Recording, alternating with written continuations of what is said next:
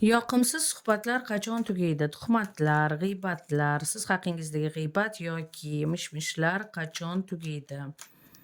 Qachon tinch uxlayman deyotgan bo'lsangiz, ushbu rolikni ko'ring va bejizga sizga tushmadi. Siz qanday energiyaga egasiz va hozir shu kecha kunduzda nimalar sizni bezovta qilmoqda?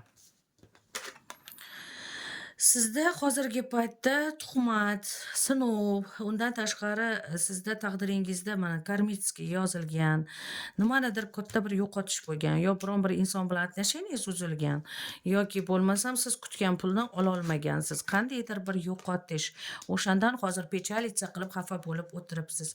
Va bu holatda sizda xuddi xayolingizda sizni как будто issiq sovuq qilib qo'yishdi, xuddi sizni o'lsin deb o'ylayapti, unaqa bunaqa xayollaringiz judayam chalkash, xuddi bo'ldi endi o'lsam kerak, tugadi, mana shunaqa vahimali xayollarda turibsiz. Xuddi nimaga sabab? Pul yo'qotish, pul yoki o'lim xavfi yoki yaqiningizda kimnidir o'lganligi yoki bo'lmasam yaqin sevgan insoningizni yo'qotganingiz ham xuddi o'limdek azob beradi va bu narsalar. Ammo sizda hammasi yaxshi. 33 kunda hammasi chotki. 33 kunda sizga barcha muammolaringizga yechim topiladi.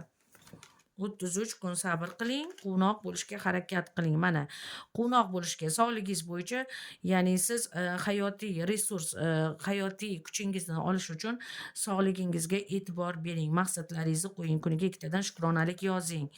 Va shunda sizda hammasi yaxshi, xushxabarlar eshita boshlaysiz. Sizdan xabar olishadi, harakatga tushasiz, hatto yana boshqatdan ish boshlab ham yuborishingiz mumkin hozirgi ishingizga nisbatan, hozirgi rejalaringizga nisbatan. Faqat sizga bog'liq.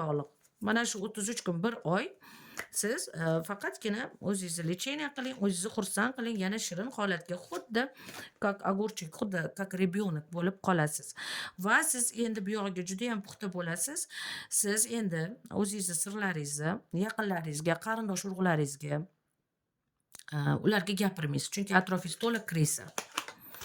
Atrofingiz to'la krisalar, krisalarga sekret aytmasligingiz kerak. Ular sekin sizni siringizni bilib, orzuyingizga xalaqit beradi, niyatlaringizga. Siz o'zi omadlisiz, sizni omad kutmoqda. Hatto 33 kun emas, 3 kun desak ham bo'ladi.